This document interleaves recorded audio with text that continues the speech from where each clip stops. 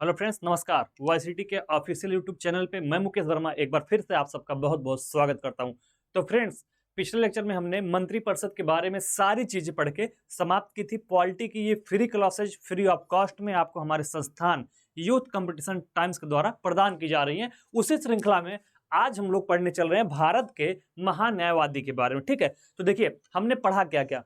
भाग 5 में हमने मंत्रिपरिषद तक पढ़ के समाप्त किया है। राष्ट्रपति से शुरू किया था, प्रधानमंत्री होते हुए मंत्रिपरिषद तक समाप्त किया है। आज उसके आगे हम लोग पढ़ेंगे और देखेंगे भारत के महान्यायवादी के बारे में। तो इसी को आप सबको पता है कि अटॉर्नी जनरल ऑफ इंडिया के नाम से भी इसको जानते हैं। ठीक है, तो भारत के महान्यायवादी को ही अटॉर्नी जनरल ऑफ इंडिया के नाम से भी जाना जाता है।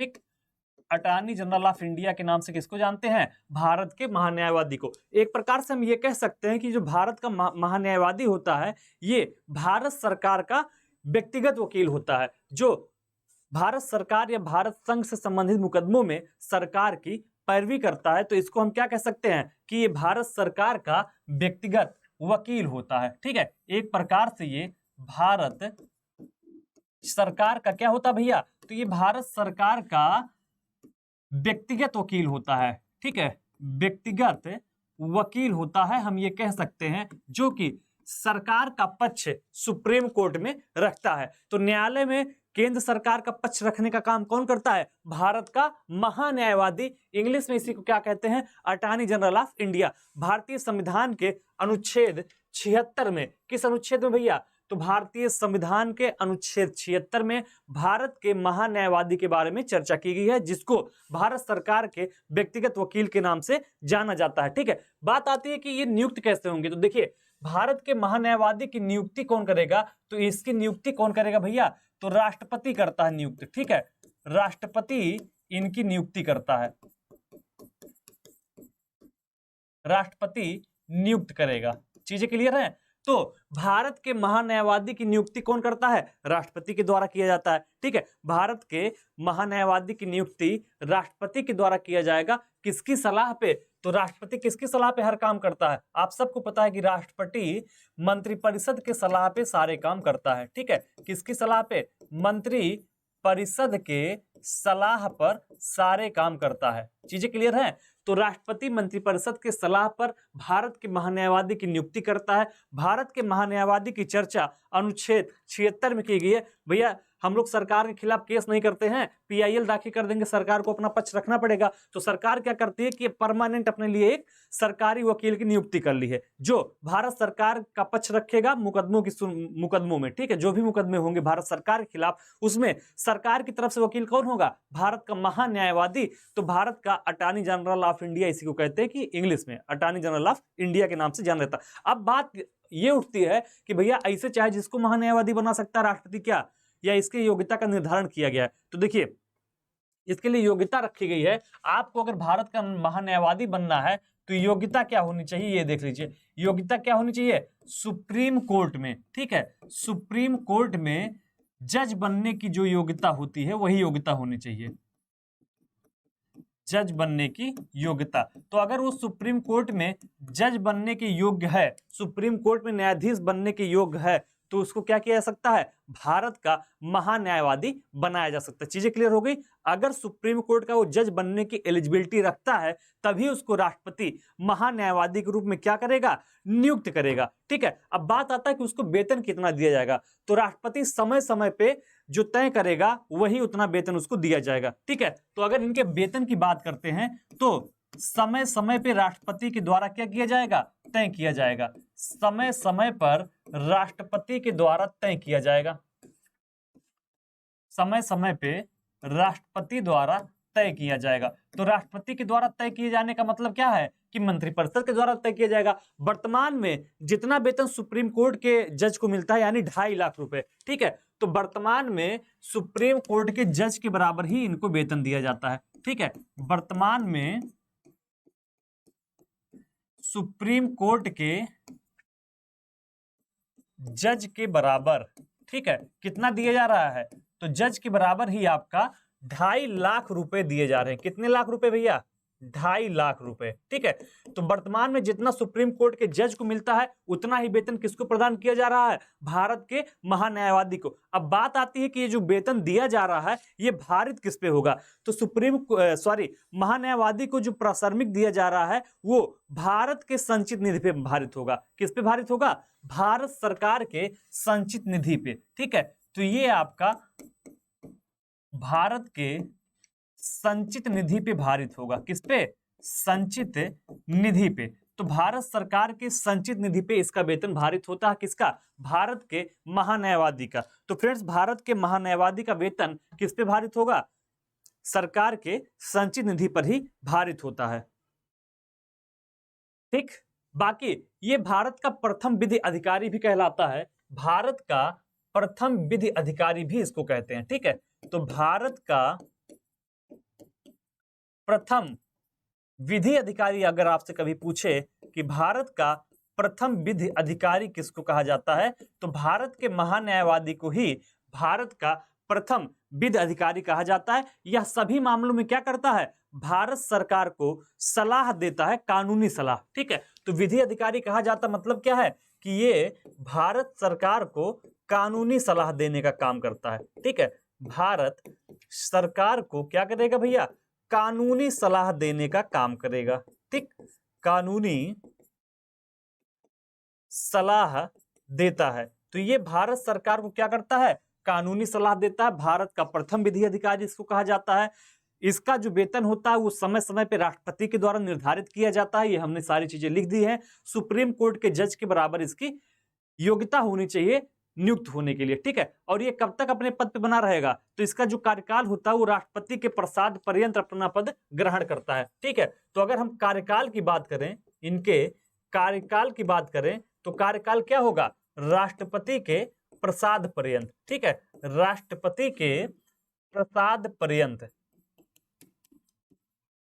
तो जब तक राष्ट्रपति चाहेगा, प्रसाद पर्यंत का मतलब यही होता है कि जब तक राष्ट्रपति चाहेगा तब तक वह अपने पद पे बना रहेगा। ठीक है, देखिए इसके अलावा एक महत्वपूर्ण और इंपॉर्टेंट बात इसके बारे में यह है कि ये जो आर्टिकल 88 बनाया गया है, आर्टिकल 88 के अंतर्गत संसद का सदस्य होते हुए भी ना ये संसद की कार्रवाइयों में क्या कर सकता है?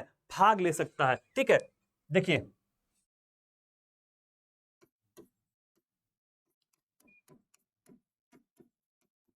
जो भारत का महान्यायवादी है वो आर्टिकल 88 के अंतर्गत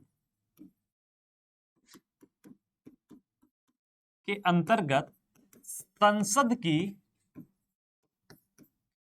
कार्यवाही में क्या कर सकता है? भाग ले सकता है। ठीक है, कार्यवाही में भाग ले सकता है, लेकिन इसको वोट देने का अधिकार नहीं होगा। ठीक है, ये आर्टिकल 88 के अंतर्गत ये व्यवस्था की गई है कि वह संसद की कार्रवाई में भाग ले सकता है। ठीक है, इसके अलावा इसको संसदीय समिति का सदस्य भी नियुक्त किया जा सकता है। क्या किया जा सकता है?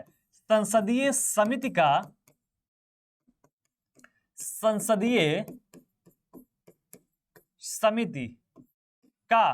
सदस्य भी नियुक्त हो सकता है।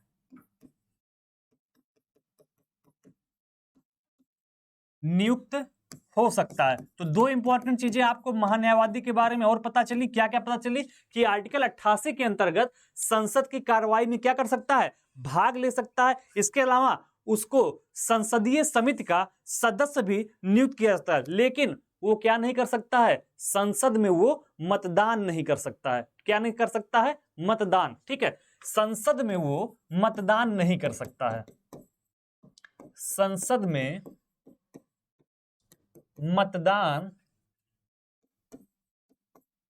नहीं कर सकता है। चीजें क्लियर हो गई? तो देखिए इंपॉर्टेंट चीजें आपको क्या पता चली? महान्यायवादी के बारे में चर्चा कहां की गई है? तो भारतीय संविधान के अनुच्छेद 76 में इसकी चर्चा की गई। ये चीजें मैं आपको पहले ही बता चुका हूं। ठीक है, आर्टिकल 88 के अंतर्गत क्या होता है? ये संसद की कार्रवाई में भाग ले सकता है। संसदीय समिति का सदस्य भी इसको बनाया जा सकता है, लेकिन संसद में भैया इनको मतदान नहीं करने दिया जाएगा। ठीक है, जब संसद की कार्रवाई चलेगी तो इसमें ये मतदान नहीं कर सकता है। ठीक है, देखिए एक इंपॉर्टेंट चीज, क्योंकि ये भारत सरकार के वकील हैं, तो ये भारत सरकार के खिलाफ किसी को सलाह नहीं दे सकते हैं और ना ही कोई केस लड़ सकते हैं, लेकिन प्राइवेट प्रैक्टिस कर सकता है। ठीक है, तो जो भारत का महान्यायवादी है वो प्राइवेट प्रैक्टिस क्या कर सकता है, कर सकता है, प्राइवेट प्रैक्टिस कर सकता है। तो भैया आम के आम और गुठलियों के भी दाम, मतलब 2.5 लाख रुपया हर महीना तो भारत सरकार से ले ही सकते हैं, और प्राइवेट में सुप्रीम कोर्ट में क्या कर सकते हैं, प्रैक्टिस भी कर सकते हैं। प्राइवेट किसी व्यक्ति का भी ये मुकदमा लड़ सकते हैं, आपका पक्ष रख सकते हैं, लेकिन भारत सरकार के खिलाफ मुकदमा नहीं होना चाहिए। किसी व्यक्ति के, किसी और संस्था के खिलाफ हो, लेकिन भारत सरकार के खिलाफ वो नहीं होना चाहिए। ये काम भी क्या कर सकते हैं, ये कर सकते हैं। चीजें क्लियर हो गई। अब देखिए, ये जो भारत के महान्यायवादी का पद है, इसको लिया कहां से गया है, तो भारत के महान्यायवादी के पद को आपके ब्रिटेन से लिया गया है। कहां से लिया गया है, ब्रिटेन से लिया गया है। ठीक है, ब्रिटेन से इसको लिया गया है। चीजें क्लियर हो गई। जब ये संसद की कार्रवाई में भाग लेता है तो इसको जो सुविधाएं मंत्रियों को मिलती है, जिस समय महान्यायवादी संसद की कार्रवाई में भाग लेता है उस समय इसको मंत्रियों की भांति सारी सुविधाएं और विशेषाधिकार प्राप्त होते हैं। ठीक है, तो जब भाग लेगा तो इसको मंत्रियों के समान ही सारी सुविधाएं मिलती हैं और सारे विशेषाधिकार क्या किए जाते हैं, प्रदान किए जाते हैं। चीजें क्लियर हो गई। फिर से एक बार रिवीजन मारिए 2 मिनट के अंदर। देखिए, भारत के महान्यायवादी की चर्चा कहां की गई है, तो भाग 5 में, जहां पे हम संघ कार्यपालिका के बारे में पढ़ते हैं, वहीं पे इसकी चर्चा की गई है। ठीक है, अनुच्छेद 76 के माध्यम से यह बताया गया कि भारत का एक महान्यायवादी होगा। इसकी चर्चा कहां की गई है, तो संविधान के अनुच्छेद 76 में बताया गया कि भारत का एक महान्यायवादी होगा। उसी को इंग्लिश में हम लोग क्या कहते हैं, अटॉर्नी जनरल ऑफ इंडिया के नाम से भी जाना जाता है। ठीक है, तो भारत के महान्यायवादी को ही अटॉर्नी जनरल ऑफ इंडिया के नाम से या भारत का प्रथम विधि अधिकारी, ठीक है, तो भारत का प्रथम विधि अधिकारी के नाम से भी इसको जाना जाता है। ये भारत सरकार को सभी मामलों में क्या देता है, कानूनी सलाह देने का काम करता है।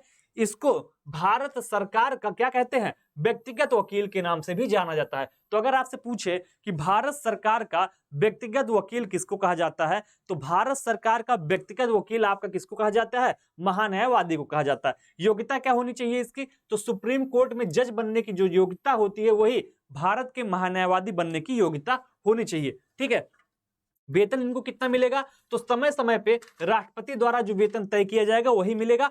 वर्तमान में सुप्रीम कोर्ट के जज को जितना वेतन दिया जाता है उतना ही वेतन किसको प्रदान किया जाता है, भारत के महान्यायवादी को। वर्तमान में इनको 2.5 लाख रुपए महीने के हिसाब से दिया जाता है। इनको जो वेतन प्रदान किया जाएगा वो भारत के संचित निधि पे भारित होगा। किस संचित निधि पे भारित होगा, भारत के। कार्यकाल कितना इनका होगा, तो कार्यकाल ये कितना होता है, राष्ट्रपति के प्रसाद पर्यंत, क्योंकि इनकी नियुक्ति कौन करता है, राष्ट्रपति नियुक्ति करता है। ठीक है, नियुक्ति कौन करता है, राष्ट्रपति करेगा, तो इसलिए राष्ट्रपति के प्रसाद पर्यंत ही अपने पद पे बने रहते हैं। राष्ट्रपति जब चाहेगा तो इसको हटा सकता है, लेकिन एक्चुअल में ये मंत्रिपरिषद की सलाह पे नियुक्त होते हैं, तो मंत्रिपरिषद की सलाह पे ही राष्ट्रपति इनको जब चाहे क्या कर सकता है, हटा सकता है। चीजें क्लियर हो गई। आगे बढ़िए। आगे हमने क्या पढ़ा कि आर्टिकल 88 के अंतर्गत संसद की कार्यवाही में भाग ले सकता है। तो जो भारत का महान्यायवादी होगा वो अनुच्छेद 88 में व्यवस्था की गई कि संसद की कार्यवाही में क्या कर सकता है, भाग ले सकता है। संसदीय समिति का सदस्य भी नियुक्त हो सकता है, मतलब महान्यायवादी को संसदीय समिति का सदस्य भी बनाया जा सकता है, लेकिन वो संसद में क्या नहीं कर सकता है, मतदान नहीं कर सकता है। ठीक है, मतदान नहीं कर सकता। अगर कभी एग्जाम में पूछे कि भारत के महान्यायवादी के पद को कहां से लिया गया है, तो भारत में महान्यायवादी के पद को आपका ब्रिटेन से लिया गया है। इसके अलावा क्या महान्यायवादी होते हुए कोई व्यक्ति सुप्रीम कोर्ट में प्राइवेट प्रैक्टिस कर सकता है न्यायालय में, तो हाँ, महान्यायवादी प्राइवेट प्रैक्टिस कर सकता है, लेकिन भारत सरकार के खिलाफ कोई केस नहीं लड़ सकता है। ठीक है, भारत सरकार के विरुद्ध कोई प्राइवेट केस नहीं लड़ सकता। ठीक, तो भारत सरकार के विरुद्ध कोई प्राइवेट केस नहीं लड़ सकता है। चीजें क्लियर हो गई। बाकी अगर किसी और व्यक्ति का मामला है तो प्राइवेट केस भी देख सकता है। तो भारत के महान्यायवादी के बारे में हमने पढ़ के समाप्त कर लिया। अब इसके आगे हम लोग आगे बढ़ते हैं और आज ही के डेट में हम एक और चीज पढ़ेंगे, भारत का नियंत्रक एवं महालेखा परीक्षक के बारे में। ठीक है, तो अब क्या पढ़ने चल रहे हैं, भारत का नियंत्रक एवं महालेखा परीक्षक। ठीक है, तो भारत के नियंत्रक एवं महालेखा परीक्षक के बारे में हम लोग पढ़ने चल रहे हैं। अगर बात करें भारत के नियंत्रक एवं महालेखा परीक्षक की, तो इसी को हम लोग कंट्रोलर ऑडिट जनरल के नाम से भी जाने जाते हैं। तो भारत का कैग इसी को कहा जाता है। ठीक है, भारतीय संविधान के अनुच्छेद कहां पे इसकी चर्चा की गई है, 148 में इसकी चर्चा की गई है। तो भारत के नियंत्रक महालेखक परीक्षक की चर्चा कहां की गई है, अनुच्छेद 148 में यह कहा गया है कि भारत का क्या होगा, एक कैग होगा। तो अनुच्छेद 148 में यह बताया गया है कि भारत का एक नियंत्रक एवं महालेखा परीक्षक होगा। किस भाग में यह है, तो भाग 5 में ही इसकी बात कही गई है, क्योंकि भाग 5 में ही हम लोग क्या पढ़ते हैं, संघ कार्यपालिका के बारे में पढ़ते हैं। तो अभी भारत का महान्यायवादी हमने पढ़ा था, तो किसमें था, आर्टिकल 76 में। लेकिन अगर भारत के नियंत्रक एवं महालेखा परीक्षक यानी कंट्रोलर एंड ऑडिट जनरल के बारे में आपसे पूछे, तो भाग 5 के अनुच्छेद 148 में इसकी चर्चा की गई है। चीजें क्लियर हो गई। ठीक है, डॉक्टर अंबेडकर ने कैग को भारतीय संविधान के अंतर्गत सबसे महत्वपूर्ण अधिकारी की संज्ञा दी है। ठीक है, तो इसको डॉक्टर अंबेडकर ने क्या कहा है, सबसे महत्वपूर्ण अधिकारी। ठीक है, तो डॉक्टर अंबेडकर ने कैग को सबसे महत्वपूर्ण अधिकारी की संज्ञा दी है। ठीक है, सबसे महत्वपूर्ण अधिकारी की क्या दी है, संज्ञा दी है। मतलब डॉक्टर अंबेडकर के अनुसार जो भारत का सीएजी होता है वो भारत का सबसे महत्वपूर्ण अधिकारी होता है। ठीक है, इसकी नियुक्ति कौन करेगा, तो राष्ट्रपति के द्वारा इसकी नियुक्ति की जाएगी। किसके द्वारा नियुक्ति की जाएगी, तो नियुक्ति इसकी कौन करेगा भैया, ये देख लीजिए, नियुक्ति कौन करेगा, तो राष्ट्रपति इनकी नियुक्ति करेगा। ठीक, तो नियुक्ति किसके द्वारा, राष्ट्रपति के द्वारा किया जाएगा। चीजें क्लियर हो गई। तो सीएजी की नियुक्ति जो करता है वो राष्ट्रपति करता है। योग्यता क्या निर्धारित की गई बनने के लिए, बताइए योग्यता क्या है। तो देखिए, सीएजी की कोई योग्यता नहीं है। भारतीय संविधान में योग्यता की चर्चा नहीं की गई है। ठीक है, संविधान में योग्यता की चर्चा नहीं की गई है, लेकिन इसके लिए एक अधिनियम बनाया गया था, सीएजी एक्ट 1971। ठीक है, सीएजी एक्ट 1971 बनाया गया है, इसमें योग्यता की चर्चा की गई है। ठीक है, तो भारत के संविधान में तो कोई योग्यता की चर्चा नहीं की गई है, लेकिन जो सीएजी एक्ट बनाया गया है यानी controller and audit general of India act 1971, इसमें योग्यता की चर्चा की गई है। और क्या कहा गया है कि वह लोक वित्त का विशेषज्ञ हो, मतलब भारत का नागरिक तो होना ही चाहिए। ठीक है, तो इस एक्ट में क्या कहा गया है कि भारत का नागरिक हो, भारत का नागरिक हो, इसके अलावा क्या हो, लोक वित्त का विशेषज्ञ हो। ठीक, लोक वित्त का विशेषज्ञ होना चाहिए, मतलब लोक वित्त के बारे में इसको संपूर्ण जानकारी होनी चाहिए। ठीक, या लोक लेखा के विशेषज्ञ हो, या न्यूनतम 10 वर्षों तक लोक सेवक रह चुका हो, या कम से कम 10 वर्षों तक, मतलब लोक सेवक से मतलब क्या है, कम से कम 10 वर्षों तक कोई आईएएस ऑफिसर रह चुका हो। ठीक है, यही है लोक सेवक का मतलब।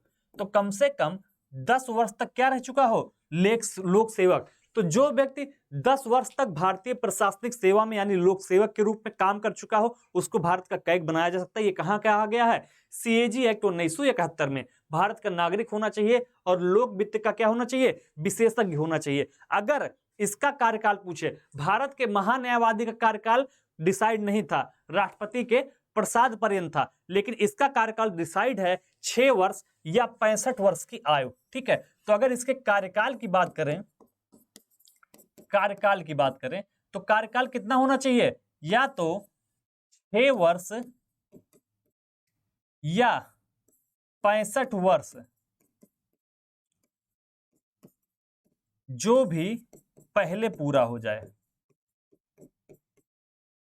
मतलब इसका क्या है भैया, जो भी पहले पूरा होगा मतलब क्या है, मान लीजिए वो 65 वर्ष के नहीं होते हैं, 64 वर्ष के होते हैं और 57 साल में उनकी नियुक्ति की गई थी, तो 57 में 7 जोड़ेंगे 64 हो गया, तब 65 साल का वेट नहीं किया जाएगा, सॉरी 6 साल है तो 58 है और 64 साल के हो गए, 58 साल में इनको सीएजी बनाया गया तो 6 साल बाद इनकी रिटायर हो जाएगी। लेकिन अगर वो 62 साल पे बनाए गए हैं तो 65 साल पे रिटायर हो जाएंगे, तब ये नहीं देखा जाएगा कि 6 साल हुआ कि नहीं हुआ, तो मतलब 6 वर्ष या अधिकतम 65 वर्ष की उम्र तक उनको क्या कर दिया जाएगा, रिटायर कर दिया जाएगा। तो उनका जो कार्यकाल होगा वो 6 वर्ष या 65 वर्ष की आयु तक, ठीक है, 65 वर्ष की आयु तक, तो मतलब 65 वर्ष की आयु अगर पूरी हो जाएगी या 6 वर्ष का कार्यकाल पूरा हो जाएगा, इसमें से जो भी पहले होगा वही इनका क्या होगा, कार्यकाल होगा, ठीक है। इसको हटाया कैसे जाएगा, देखिए बड़ी महत्वपूर्ण चीज है, इनको हटाने की प्रक्रिया अगर देखें कि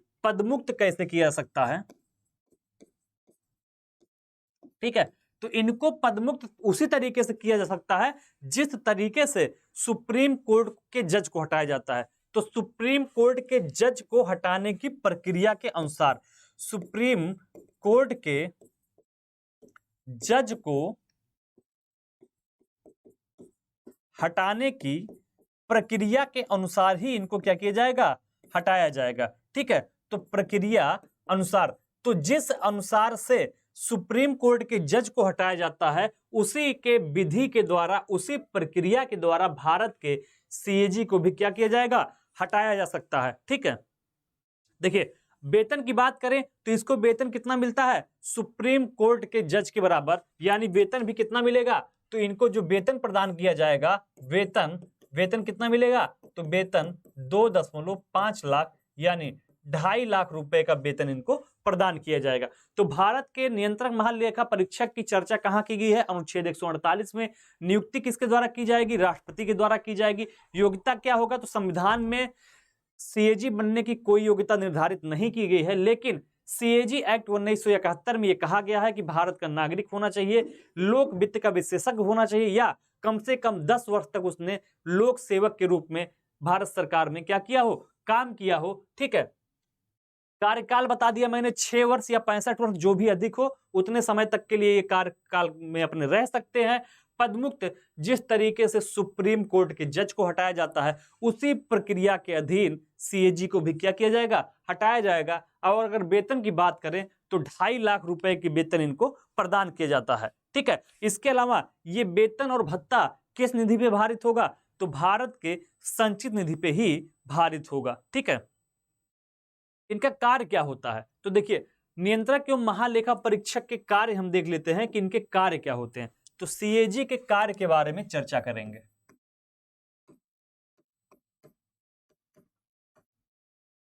भैया सीएजी का क्या कार्य क्या होता है, तो जितनी लोक लेखा से संबंधित काम हुए हैं, ठीक है, तो भारत सरकार के द्वारा जो खर्च किए गए धन का पैसा है उसका लेखा परीक्षण करता है, ठीक है। तो भारत सरकार द्वारा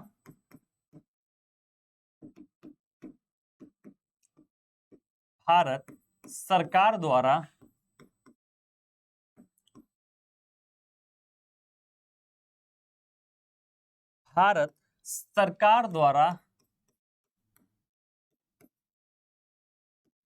खर्च किए गए, ठीक है, भारत सरकार द्वारा खर्च किए गए धन का लेखा परीक्षण, मतलब क्या भैया कि ये जो होता है ना वो भारत सरकार से हिसाब लेता है कि भैया बतावा, ये समझ लीजिए कि घर के गार्जियन के बराबर होते हैं, जैसे आपके पिताजी होते हैं, ठीक है। तो बेटा कितना पैसा खर्च कर रहा है इलाहाबाद में या किसी शहर में जहां वो तैयारी करता है, वो हिसाब किताब लेना किसका काम होता है, जैसे घर पे पिताजी का काम होता है कि आपसे हिसाब मांगते हैं, उसी तरीके से ये जो कैग होता है, controller and auditor general of India, ये क्या करता है, भारत सरकार से एक एक खर्चे का हिसाब मांगता है कि कितना धन आपने किस जगह पे किया गया। सीएजी में इतना दम होता है कि आप ये सरकार को बदल सकते हैं, समझ लीजिए। सीएजी रिपोर्ट इतना हल्ला मचाने वाली होती है कि मीडिया में छा जाती है। विनोद राय, आपको याद होगा कि 2012 के अंतर्गत क्या थे, कैग थे भारत के विनोद राय, और उन्हीं के रिपोर्ट के आधार पे ही तो कांग्रेस की सरकार चली गई थी। भले ही बाद में वो रिपोर्टें सच नहीं साबित हुई, लेकिन जो कैग रिपोर्ट बना के देता है उस पे मीडिया में काफी डिबेट होता है।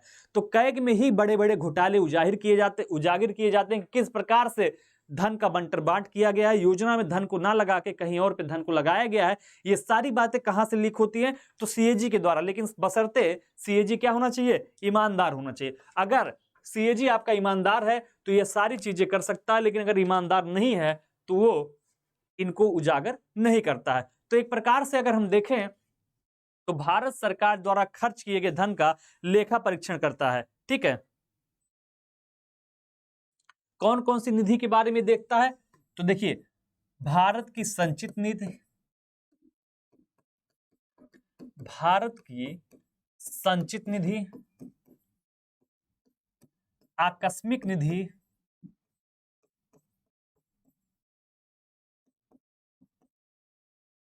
क्या क्या भैया? संचित निधि हो गई आपकी, आकस्मिक निधि हो गई, एवं भारत का लोकलेखा से खर्च होने वाला धन। ठीक है, एवं लोक लेखा से खर्च होने वाले धन का परीक्षण कौन करता है? परीक्षण। ठीक है भैया, तो देखिए, भारत सरकार की संचित निधि से जो धन निकल रहा है, भारत सरकार का जो आकस्मिक निधि यानी आकस्मिक खजाना होता है, वहां से जो धन निकल रहा है, और लोक लेखा से खर्च होने वाले धन का ब्यौरा ये भारत सरकार से मांगता है, और इसकी जो रिपोर्ट आती है, ठीक है, कैग की जो रिपोर्ट आती है उसको राष्ट्रपति क्या करता है? संसद में रखवाने का काम करता है। तो कैग के रिपोर्ट को संसद के पटल पे कौन रखवाने का काम करता है? राष्ट्रपति के द्वारा। तो कैग की जो रिपोर्ट होती है वो संसद के पटल पे रखी जाती है, और इस पे संसद में क्या होता है? चर्चा होता है। ठीक,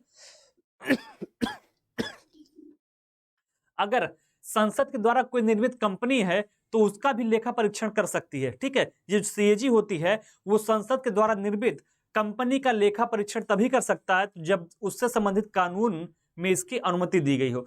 तो अगर कानून में जो संसद के द्वारा कोई कंपनी बनाई गई है उसके कानून में इस बात की चर्चा की गई है कि जो सीएजी होता है इसका परीक्षण कर सकता है, तो सीएजी उस कंपनी का भी क्या करेगा?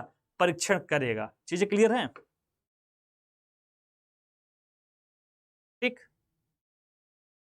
इसके अलावा ये जो सीएजी की रिपोर्ट होती है, अब बात करते हैं इसकी रिपोर्ट की। ठीक है, तो सीएजी की रिपोर्ट कहां जाती है? राष्ट्रपति के पास जाती है। ठीक है, सीएजी की ये जो रिपोर्ट होती है, ये जो परीक्षण करता है, तो सीएजी की रिपोर्ट कहां जाएगी भैया? सीएजी की आपकी जो रिपोर्ट होती है वो राष्ट्रपति के पास जाती है। किसके पास जाती है? राष्ट्रपति के पास। और राष्ट्रपति इसको क्या करता है? संसद में रखवाता है। ठीक है, संसद में क्या करता है? रखवाता है। तो जब संसद की कार्रवाई होती है तो राष्ट्रपति इस रिपोर्ट को संसद के पटल पे रखवाता है, और संसद की जो लोक लेखा समिति होती है वो क्या करती है? इस पे विचार करती है। तो संसद की फिर लोक लेखा समिति, लोक लेखा समिति क्या करती है? इस रिपोर्ट पे विचार करती है। तो लोक लेखा समिति इस रिपोर्ट पे क्या करेगी? विचार करेगी। चीजें समझ में आ रही भैया? इस रिपोर्ट पर क्या करेगी? विचार करेगी। अब समझ में आ गया आपको? तो कैग जो परीक्षण करेगा उससे संबंधित एक रिपोर्ट बनाएगा, वो रिपोर्ट वो किसके समक्ष देगा? तो राष्ट्रपति को रिपोर्ट वो सौंपेगा, और राष्ट्रपति उस रिपोर्ट को संसद में रखवाएगा, संसद के पटल पे, यानी संसद में जब कार्रवाई होगी तो राष्ट्रपति उस रिपोर्ट को रखवाता है, और लोक लेखा समिति जो होती है वो इस रिपोर्ट पे क्या करती है? विचार करती है। अब लोक लेखा समिति में कुल सदस्य कितने होते हैं वो भी यहीं लगे हाथ देख लीजिए। ठीक, तो लोक लेखा जो समिति होती है उसमें कुल 22 सदस्य होते हैं भैया, कुल 22 सदस्य होते हैं। तो लोक लेखा समिति में कुल सदस्यों की संख्या कितनी होती है? 22। इसमें 15 सदस्य कहां से होते हैं? लोकसभा से होते हैं, और 7 सदस्य कहां से होते हैं? राज्यसभा से होते हैं।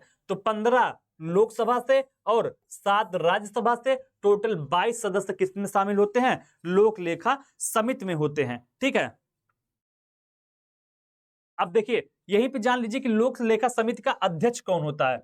तो विपक्ष का जो नेता होता है, इसके लिए कोई कानून नहीं बनाया गया है, लेकिन एक परंपरा रही है कि विपक्ष का जो नेता होता है, ठीक है, विपक्ष का नेता ही लोक लेखा समिति का क्या होता है, अध्यक्ष होता है। तो विपक्षी पार्टी का सदन में जो विपक्ष का नेता होता है, जैसे अभी कुछ समय पहले तक मल्लिकार्जुन खड़गे जी लोकसभा में, राज्यसभा में विपक्ष के नेता हुआ करते थे। अधीर रंजन चौधरी जी यहाँ पे होते हैं आपके लोकसभा में, तो यही विपक्ष के नेता होते। तो जो सीएजी बनाई जाती है उसमें विपक्ष के नेता को ही क्या किया जाता है, अध्यक्ष बनाया जाता है। ठीक है, तो लोक लेखा समिति का अध्यक्ष कौन होता है, अध्यक्ष।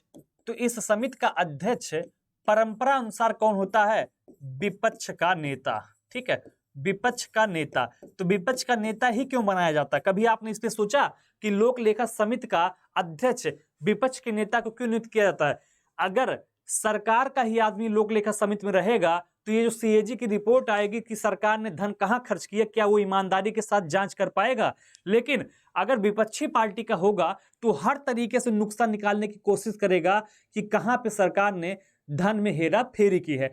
तो इसलिए परंपरा के अनुसार ये व्यवस्था की गई है कि अक्सर जो लोक लेखा समिति बनाई जाती है जिसमें 22 सदस्य होते हैं, 15 सदस्य आपके लोकसभा से और 7 सदस्य कहां से होते हैं, राज्यसभा से होते हैं। ठीक है, उसका अध्यक्ष किसको बनाया जाता है, तो विपक्ष के नेता को ही लोक लेखा समिति का क्या बनाया जाता है, अध्यक्ष बनाया जाता है। ये हमेशा से देखते हुए आ रहे हैं, एक परंपरा के अनुसार इसका निर्वहन किया जा रहा है। ठीक, चीजें क्लियर हो गई।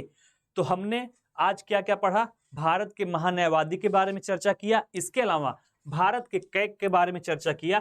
फिर से एक बार आइए तुरंत 2 मिनट में रिवीजन करते हैं क्विक। भारत के नियंत्रक एवं महालेखा परीक्षक को डॉक्टर अंबेडकर ने भारत सरकार का सबसे महत्वपूर्ण अधिकारी बताया है। ठीक है, अगर आपसे पूछे कि डॉक्टर अंबेडकर ने भारत सरकार का सबसे महत्वपूर्ण अधिकारी किसको बनाया है, तो सबसे महत्वपूर्ण अधिकारी डॉक्टर अंबेडकर ने कैग को बनाया है। भारतीय संविधान के अनुच्छेद 148 में कैग के बारे में विस्तृत रूप से चर्चा की गई कि भारत का एक लेखा एवं महालेखा परीक्षक होगा। ठीक है, इसके अलावा भाग 5 में इसकी चर्चा है। नियुक्ति कौन करेगा, तो राष्ट्रपति करेगा। योग्यता क्या है, तो संविधान में कोई योग्यता नहीं दी गई है, लेकिन सीएजी एक्ट 1971 में कहा गया है कि वो भारत का नागरिक होना चाहिए, लोक वित्त का विशेषज्ञ हो और कम से कम 10 वर्षों तक उसने क्या किया हो, लोक सेवा किया हो या लोक सेवक के रूप में 10 वर्षों तक रहा हो। वेतन कितना मिलेगा, 2.5 लाख, सुप्रीम कोर्ट के जज के बराबर इनको वेतन दिया जाएगा। इसके अलावा कार्यकाल इनका होगा, कितना होगा, तो 6 वर्ष या 65 वर्ष की आयु में जो वो पहले पूरा कर लें। अगर पहले 6 वर्ष पूरा हो जाता है 6 वर्ष तक,